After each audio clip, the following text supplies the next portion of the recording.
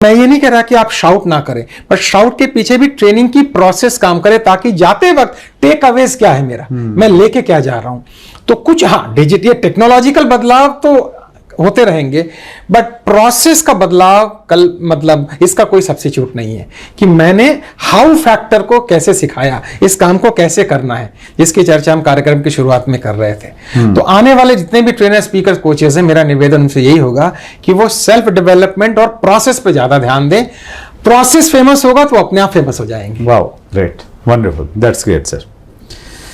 आपने direct selling को बहुत क्लोजली आपने देखा है सर, और कितनी सारी डायरेक्ट सेलिंग कंपनियों के लिए आपने ट्रेनिंग दी होंगी, शायद आपको भी मालूम नहीं होगा। मेरा आपसे प्रश्न ये है, एक डायरेक्ट सेलर लीडर में एक व्यक्ति पहली बार शायद राजेश सर को सुन रहा है और वो डायरेक्ट सेलिंग का अच्छा लीडर बनना चाहता है। परफेक्ट।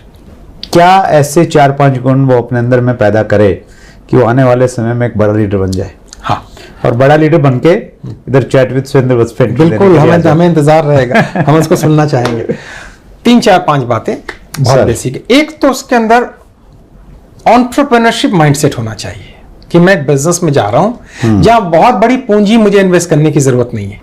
राइट। आज वो खुद का अगर कोई बिजनेस करेगा तो लाख से लेके 5 लाख से लेके 10 लाख रुपए की जरूरत है। कोई कंपनी की फ्रेंचाइजी भी लेगा तो बहुत बड़ा पैसा देना पड़ेगा, फिर इंफ्रास्ट्रक्चर लगाना पड़ेगा। राइट। डायरेक्ट सेलिंग में खास बात क्या है कि उसको बहुत बड़ी पूंजी लगाने की जरूरत नहीं है, एक छोटी सी पूंजी लेके इस बिजनेस को शुरू कर सकता है, लेकिन उसके दिमाग में यह रहे कि यह बिजनेस है और इसमें कमिटमेंट बिजनेस की तरह ही देनी पड़ेगी। नंबर 1। नंबर 2, मेरा उससे निवेदन यह रहेगा कि वो अपनी तालीम ठीक से ले इस फील्ड में।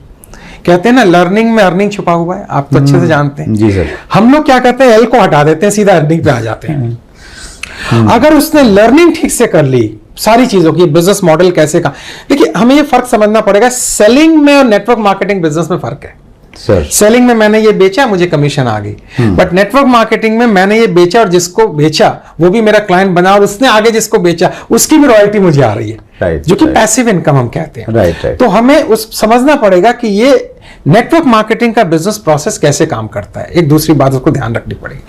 तीसरा, उसको चील की तरह अपने पूरे बिजनेस पर नजर रखनी पड़ेगी। मेरी एक्टिव लेग कैसे काम कर रही है, मेरी वीक लेग कैसे काम कर रही है, जिसने मुझे स्पॉन्सर किया वो एक्टिव है या नहीं है। हो सकता है जिसने स्पॉन्सर किया वो एक्टिव ना हो, एक्टिव स्पॉन्सर कोई और हो, मुझे उससे ट्रेनिंग लेनी है। और उसको डे टू डे बेसिस पे मैं इसको कहता हूं सुरेंद्र भाई, पावर ऑफ 3 आवर्स। अच्छा, पावर ऑफ 3 आवर्स, 3 घंटे का जादू। यानी 3 घंटे अगर उसने अपने बिजनेस को पूरा मॉनिटर कर दिया तो मैं मानता हूं उसका पे आउट हर महीने बढ़ना ही बढ़ना है। हमारी दिक्कत ये होती है, हम कॉम्प्लिसेंसी में आ जाते हैं। एक बार पे आउट अगर 50,000 पे पहुंच जाए बस, अरे ठीक है 50 तो आ गए।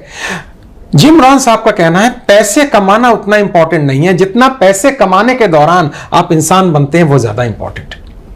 आप जानते हैं इस चीज को। तो ये 3-4 बात मैंने आपको, और चौथी मैं उससे कहूंगा कि वो अपनी टीम के साथ टच बनाए रखे, सेलिब्रिटी ना बन जाए। तुमने हिम्मत, मैं आपको एग्जांपल देता हूं, कोई किसी ने फोन किया अपने अपलाइन को, कहता है तुम्हारी हिम्मत कैसे हुई, रात को तुमने फोन कर दिया, इस शब्द का इस्तेमाल किया। भैया वो आपका बच्चा है, आपने उसको जन्म दिया है, उसकी नर्चरिंग ग्रूमिंग करना काम है। तो ये 4-5 चीजें अगर वो ध्यान में रखे और बिजनेस पे नजर बनाए रखे, ग्रूमिंग करते रहे, कोई सवाल ही नहीं है कि फेल हो जाए। That's good, wonderful sir. ये सर ने जो चीजें बताई ना, तो वो डायरेक्ट सेलिंग का लगभग 15-20 साल का तो आपका एक्सपीरियंस रहा ही है सर। तो 20 साल के एक्सपीरियंस से निकली हुई चीजें हैं और इनको अगर आपने इंप्लीमेंट कर दिया एज इट इज। जैसे सर की एक बात मुझे बहुत अच्छी लगी थी कि अगर आपने कुछ बड़ा करना है तो आपको अपने बारे में खुद बताने की जरूरत नहीं पड़े, गूगल बताए। तो वैसी ही कोई चीज अगर आपकी समझ में आ गई तो हो सकता है आने वाले 4-5 साल में आपकी जिंदगी में बहुत बड़ा बदलाव आ जाए।